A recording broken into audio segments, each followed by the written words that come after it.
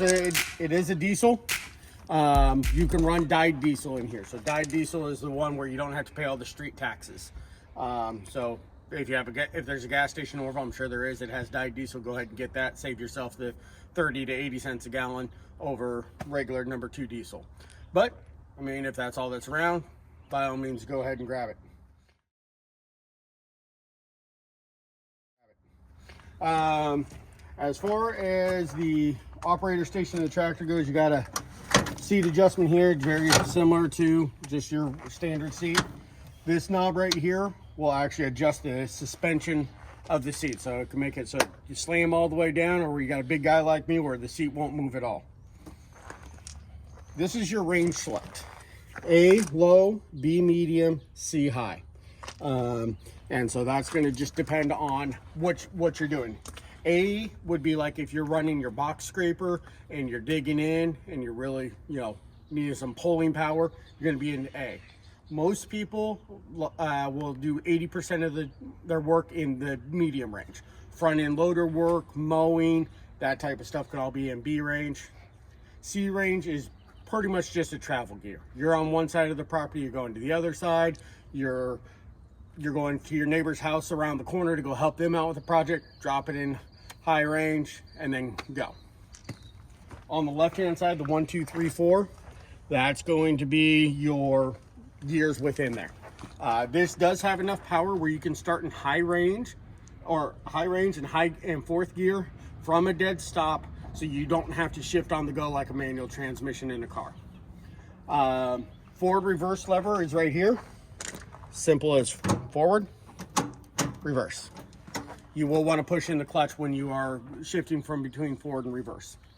Clutch, standard clutch on your left hand side, and so all the way in, all the way out. Big thing with shuttle transmissions is get your foot off the clutch as quick as possible. If you're just even resting your foot on it like this, the clutch is slightly engaged, you're going to burn it up. You burn up a clutch and we have to replace it, we have to split the tractor, it's at least a $4,000 repair. So get your foot off there. So if you're going, like if you say get a pile of gravel dropped at your property and you're trying to spread it out to make the driving conditions, drop to low gear when you go into that pile, and then get your scoop and then come back. Don't try and go in medium and feather on the clutch like this to try and get your pile. Drop it to low gear and go. Four-wheel drive engage disengages here, so up, off, down, on, and it's as simple as that. Now, if at any time your four-wheel drive or your range or your gear, they feel like they're stuck, these are purely mechanical engines transmissions. And so what it ends up happening is they're just gears. And so when it's stuck, essentially the teeth of the gears are just kind of hitting up against each other. Give the tractor a little shake, and then they'll just fall into place. Simple as that. Parking brake, just like an old school parking brake, up, off, down, on. Lights and horns and all that is right here. And so you are street legal as long as you have your SMV sign. So when you drive over to the neighbor's house to help them out with a project, nice and simple. As we come around to the back of the tractor, it's a standard category 1 3-point setup.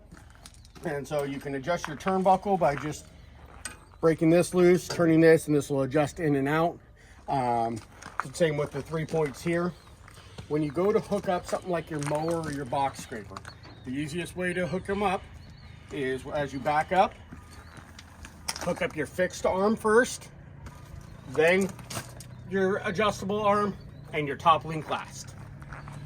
It does have a drawbar, so you could put a ball hitch on there, and you just pull this pin and extend it out, and then you can tow around a trailer if you needed to, or any type of towing implements.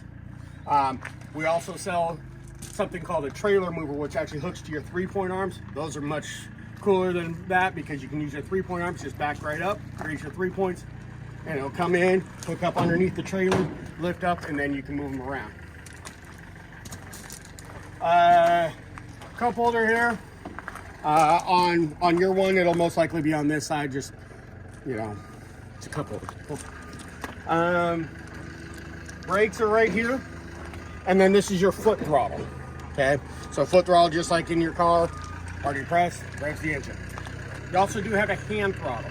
So if you're mowing, you can kick up this hand throttle and it'll basically set the engine at that RPM. And that way, so when you're mowing, you want to be at 540 revolutions on the PTO shaft, which we did kind of gloss over real quick. This right here, this is your PTO shaft. This powers any of your PTO equipment, mowers, rototillers, post hole diggers, that type of stuff. So you do have that hand throttle right here. And then to engage and disengage the PTO is just push, turn, and turn it on, tap it to turn it off. Tilt steering wheel right there. Right over here, this right here, where it says P control, this is your position control for your 3-point arms. So up, down, and up, and that'll raise and lower those 3-point arms in the back. Differential lock is this U-shaped bar right here. So if you ever get to a point where you're stuck and you have one tire not moving, one tire spinning, you know, because it has a slip differential, you can stomp on that with your heel. That'll lock the differential so each tire spins at the same rate, pull you out of whatever you need to be pulled out of. This is your bucket rod level indicator. So when the apex of this bend is right in that area from the driver's station, that's when your bucket is level on the ground. So when you're going into that pile to grab a scoop of gravel, you can see, okay, I'm level, go in and go. These are a skid steer style quick attach front loader. So if you ever want to drop the bucket to hook up something like pallet forks, it's as simple as pulling these two levers all the way up and then just uncurling your bucket. Other than that, that's a pretty, loader controls. Loader controls are right here. So down is up is down, side to side will do the curl of the bucket. You can put it into a float mode where essentially there's no hydraulic pressure, it's just all the gravity down, and that is as simple as going all the way up and then pushing just a little bit more. And you'll see that it kind of sticks there in float mode, and then just pop it to turn it off. There is a lock here, and I always like to tell my customers about this. This lock right here, when you push it in, you'll notice that the loader control doesn't move. If it's ever in that position, always check this real quick. Don't get aggressive on the handle, because if you get aggressive on the handle and break that, it's about a $400 part. Yeah, don't want to do that. So yeah, just go ahead and do that. I think that essentially covers all of the parts of your tractor. There will be, because you're getting a backhoe on yours, when you take the backhoe off, there's going to be two hoses that come off the back here. When the backhoe comes off, you need to push those two into each other, or lock those two into each other to complete the hydraulic circuit. If you don't, you won't have any hydraulic pressure back here. Your arms won't raise up and down. You'll call me up and be like, hey, my 3-point arms aren't working. I'm going to be like, hey, did you just take off your backhoe, plug those in? You'll do that. You're like, oh. It happens all the time. Yep. Perfect. Do you have any questions, at least at the moment? All right. So with the hydrostat transmission, compared to the other one, you're still going to have your low, medium, and high, and is neutral. So the same thing, just pick which one. And then over here, you have forward and reverse pedals.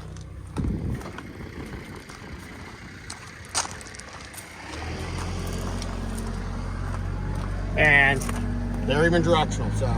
And then you do have a cruise control button right here. And so what that does is if you press it down and you press it, it's just gonna lock your pedal in that position. And so like if you're traveling to your neighbor's house, you know, around the corner, you're a mile away, you can press that cruise control button and it'll just lock that speed and let you go. The extra filter that you have on this one is your hydrostat filter, which is right here.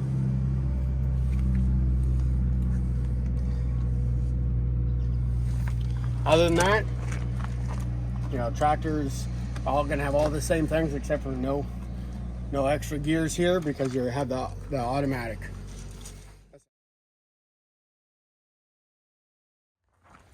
Opening up the hood so you can do maintenance is as simple as you're gonna pull this pin and drop the brush guard. And then right over here, this little handle, just pull that towards you, and then comes right up. From here, you got your battery. So just a standard interstate battery, air cleaner. This is one of the most important things that you want to be checking. You want to check this every 10 hours of operation. If you are running in really dusty conditions, say you're mowing in July when it's been dry for months and you're just kicking up a lot of dust and chaff, probably want to be checking this every couple hours. It's as simple as just popping these two ends, and then right there. You can blow these out, so you can get yourself an air compressor or a backpack blower, blow it out from the inside, get all the dust out there, reuse it a couple of times. But having an extra one of these on hand is always a good thing, because if you dust an engine, that is not going to be covered under the warranty. And then to put it in, you just push it all the way back in and snap it back on.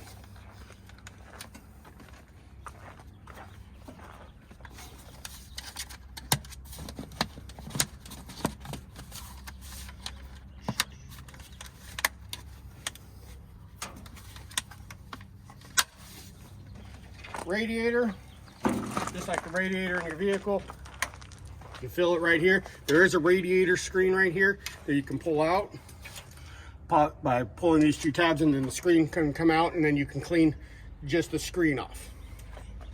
Again, when you're really mowing, you're going to want to check that every couple hours if you're kicking up a lot of dust and chaff. What I did with my tractors, I just went to the dollar store, got one of those little hand brooms, and then a magnet. I just put the magnet on my rollover protection, hang it right there. This way I can come through, put it back, and go back to work.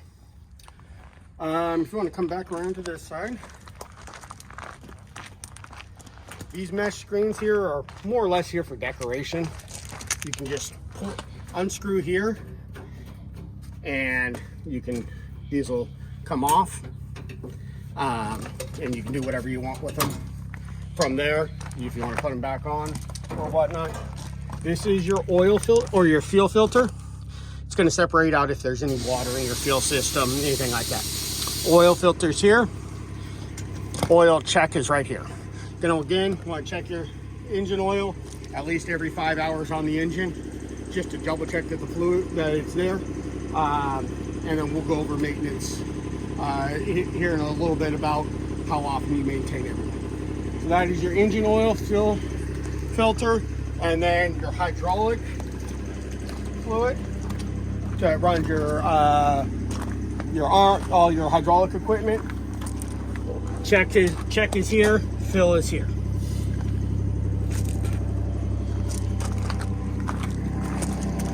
As far as the rest of the engine goes, I mean, you can do your own maintenance on these machines and still maintain the warranty, or you can bring it back to us and we'll be more than happy to do the service too. A lot of our customers do a blended type program, kind of like you do like with the dealership.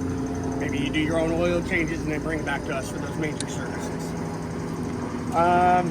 Grease points, you'll see that the grease points are all on here. You're going to want to keep those greased about every 10 hours. Just get yourself a good grease gun, go through, shoot a little grease in there until you see a little grease come out in between, and the owner's manual will have where all the grease points are. Loader has them. Pretty much anywhere there's a moving part, there's going to be a grease pit.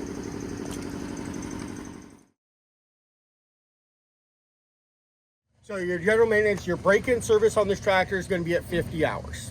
At 50 hours, you're going to change out the engine oil and filter, fuel filter, air filter, and then your hydraulic filter, which we didn't show you where the hydraulic filter is. Hydraulic filter is right here, this big white thing. You don't need to change out your hydraulic fluid at the 50-hour mark. It just hasn't broken down enough. The other thing that you have to change is your front axle oil, and this is going to be your fill, and then there's a plug somewhere underneath there to drain it.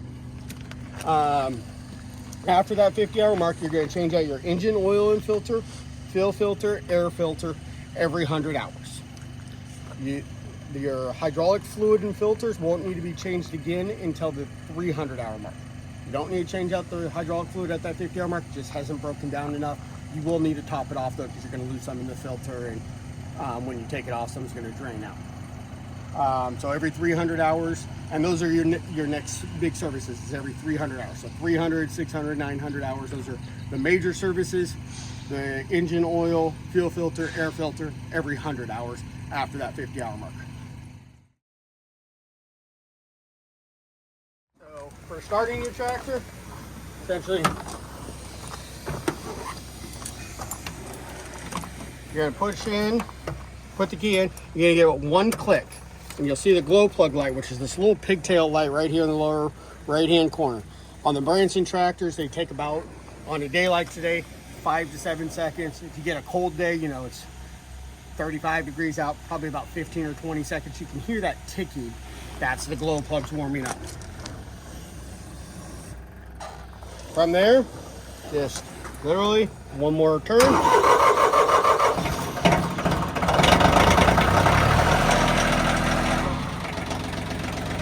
this is your hand throttle, as we said in that earlier video. It just whatever RPM you're at. Now, before you go out and you do some heavy work with the tractor, you're going to want to let the engine warm up just like you would your car. Usually about 5 minutes. And essentially, in my theory, is always as soon as the temperature gauge rises a little bit, you're ready to go work. Now, if you're just driving around, you know, you're like we're going to do here in a minute, you can go ahead and do that on hold. You just don't want to go out and from a cold start, go out and start mowing, or go out and start, you know, pulling the disc or something like that. PTO is your power takeoff. That's essentially the gear in the back that's going to spin anything from a rotary mower to rototiller, post hole digger, etc. And so 540 is the revolutions per minute that is rated for. That's standard across all small tractor implements. And so there's 540, which is, you'll see that there's a 540 and a 540E. 540E is basically just 540 revolutions at an economy rate.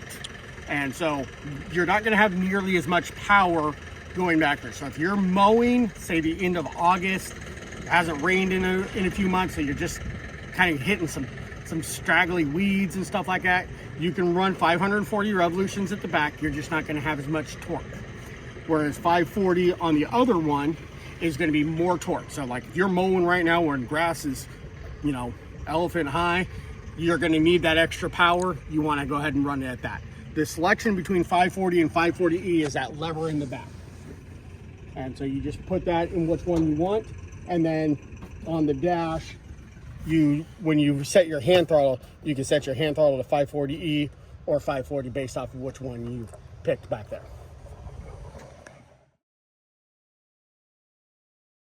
A 20-foot 10K trailer with 250, 200-pound axles. And so a 10K trailer is the largest trailer rating you can have with a Class C license. So if you go any bigger, you end up having to have a commercial driver's license. It does have welded D-rings here for tying down. These are on there. Full rub rails and pocket stakes. So these are set so that if you wanted to, you know, use some 2x4s and plywood, build up some sides so you can make some dump runs, boom, set them in there, ready to go. Dual electric brakes on these. So when you get that truck, you know, you'll be able to plug in. You have brakes on your trailer to help stop you when you're hauling, you know, 9,000 pounds in the future. Stabilizer jacks in the rear. As simple as just pulling this, and then you can run this down. You'll want to have these down, especially when you're loading your tractor or if you're hauling any other vehicle, because what will happen is you put down here, the front end is going to lift up, it's going to lift the back of your truck up. I haven't seen one lift up the tires personally, but I have heard stories, so always have those down. This helps stabilize it. Your ramps are going to be over here on this side, and so they're just pocket ramps. Boom, right there. Pull those off and you just hook them onto the bar in the back for when you need to load up, and then they just ride comfortably in here. Again, coming down, we just have those Bluff D-rings, pocket stakes. It does have a spare tire right here. Comes with that adjustable hitch, and so you can just buzz those off and adjust it to your truck, so that whatever hitch you end up with, you can ride with it level. To hook it up, you're gonna just have a pin here. So on this one, it's a little bit different than most trailers. It's actually back is closed, so that closes the latch around the bowl, and then right there. Then you can this will just lock that in there. It does have your breakaway chains, lights, jack, drop hitch, and then chain tray as you need to, and then your breakaway brake controller. Pretty simple with the trailer.